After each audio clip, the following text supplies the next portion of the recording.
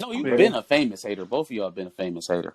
You were the first. I'm well aware. You I've were been the a famous first hater. famous hater on. No, I didn't. This is true. Hate on Famous. I just told him where he needed to correct himself. I educated the young man. You know what I'm saying? And what did you educate him in saying? Like, what was your words of endearment to this young Stop brother? saying nigga. And what did he say? He said nigga a lot. But, however, he popping now. So Street love.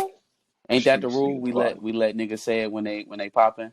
What? Y'all niggas niggas let Fat Joe say that shit. Yeah.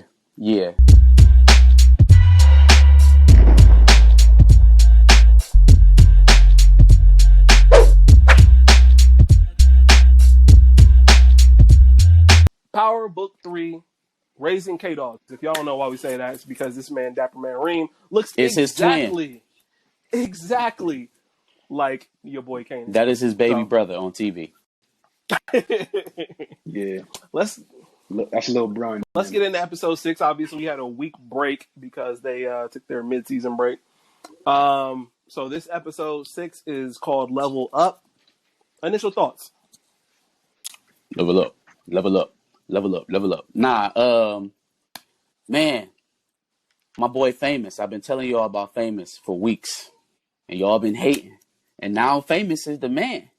You getting into the end of the segment part? Now at the beginning is the man. No, but it started.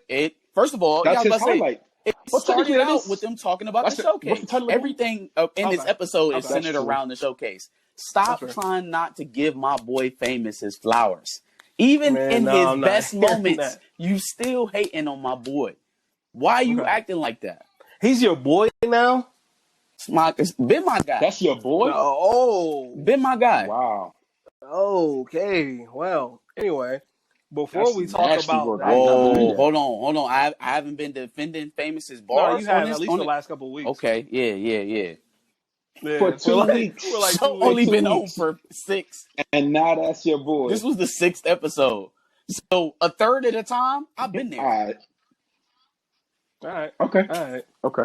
Anyway, let's talk about Detective Howard. So he's creeping up on the doctor in the parking lot, which is mad weird. And then she told him he looks terrible. Like, yeah, he's fucking dying. Obviously, he looks terrible. Like, you look sick. You just diagnosed me 2 weeks ago, nigga. I need bone marrow. What you mean I look sick? Howard, you would know of all is people. One of them guys that talk shit to everybody, right? And then he eventually end up needing some shit. And then he'd be like, man, fuck. I mean, god damn. I mean, shit. Let me see, really. And it's what I'm starting to learn about this show is that it is like a series of choices, right? One choice ends up damning a whole different series of stuff that leads you down this terrible ass road. All Howard had to do was choose Rock over Neek. And then not only would he have been, well, I don't know if technically that's the winning side. We'll see. Once they get we don't know yet. Yeah, I would say once they get the whole project thing going on, we'll see who's actually on the winning side. But you would have had your son a little closer.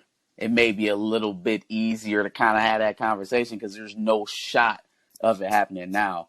Like you literally gonna have to threaten these niggas with a case for that to live. He's gonna have to throw the book at them to survive. And who wants to expound that much energy while you're dying? Like, I'm gonna sit here with all this paperwork while nigga I can barely breathe. Like, fam, if you don't give me a transfusion and some damn marrow, let me go on with my life. That's a fact. Ew.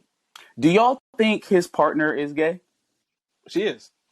Is she definitely gay? Okay. Because I think that's how she was trying to relate to Jukebox. Right. That's what I got too. In the street. But I never saw her with with another girl. So yeah, it's never been mentioned. I don't think before at all in the series until just now. But yeah, I think she's going to try to. Yeah, but I think she's going to try to appeal to her. That's a new theory that she's gonna try to get at Jukebox. That's a new fan theory that they're gonna end up. Yeah, speaking of Jukebox, actually thinking about where Jukebox ends up, I'm thinking that cop plays a role, like you said, a deeper role in her, her entire story, because that's too many connections for it not to affect her in some kind of way.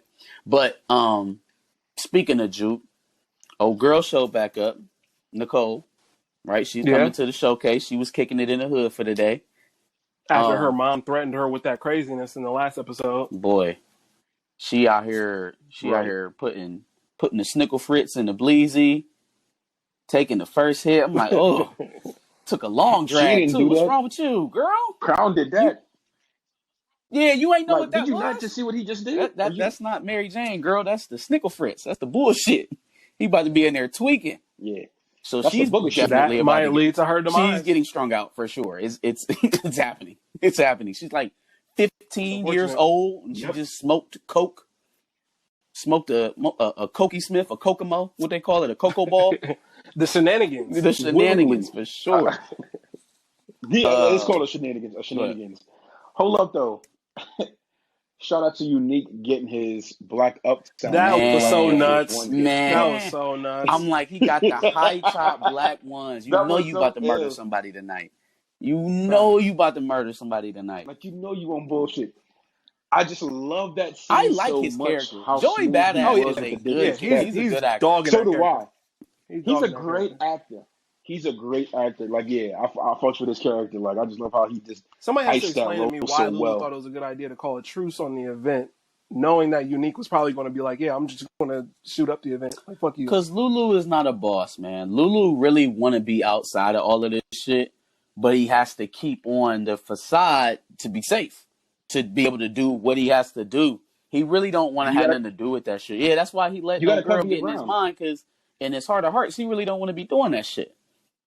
He don't want that. He didn't really want to go in there and have to threaten this nigga or escalate the war in any kind of way. He like, look, man, I'm not selling, so you don't sell.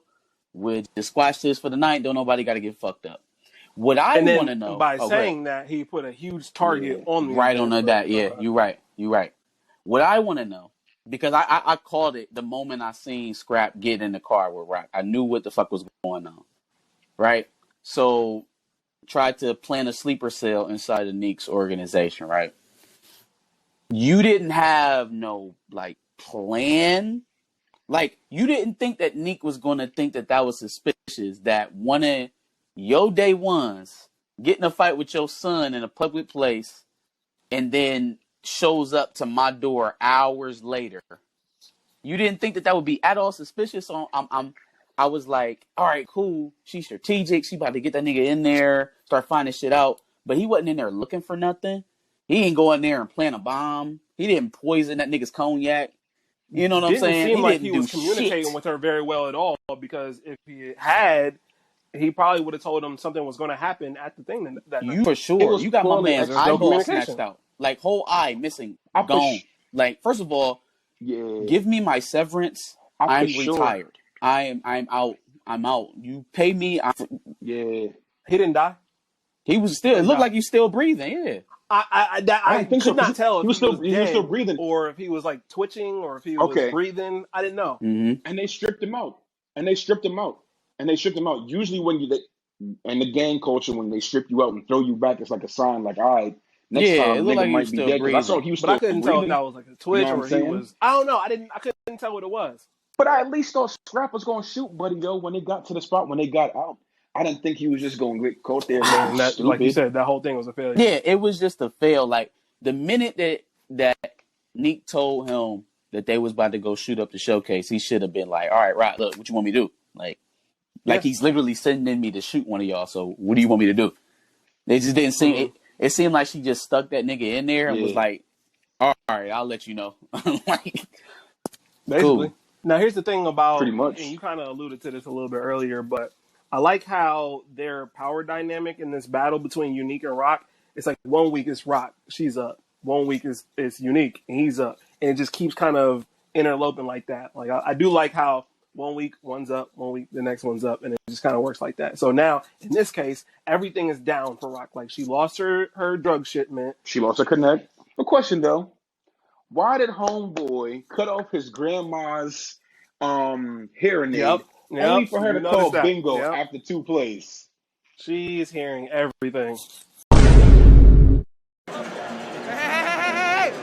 Where y'all going? Where y'all going? Thanks for watching another Back of the Bus Squad episode. Make sure you like, comment, subscribe. Want to check out another episode related to this, go ahead and click that video to the left. And if you want to catch up on some of our other episodes, make sure you click the playlist below.